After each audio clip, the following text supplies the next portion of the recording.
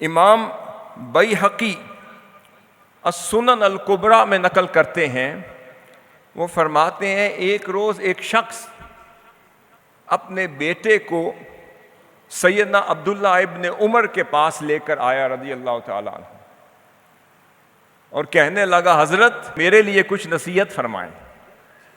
آپ نے نصیحت کی، آپ نے فرمایا ادب ابنک، اے بندے اپنے بیٹے کو ادب سکھا،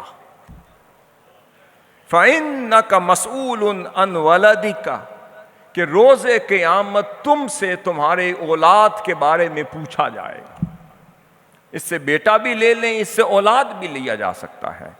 قیامت کے روز اے بندے تم سے تمہاری اولاد کے بارے میں سوال کیا جائے گا۔ اس نے پوچھا حضرت کیا پوچھا جائے گا؟ پوچھا جائے گا ماذا ادبتہ و ماذا علمتہ، کہ اے بندے یہ تو بتا کہ تو نے اپنی اولاد کو، اپنے بیٹے کو کیا ادب سکھایا اور کیا علم سکھایا۔ ادب کے بارے میں الگ سوال کیا جائے گا اور علم کے بارے میں الگ سوال کیا جائے گا۔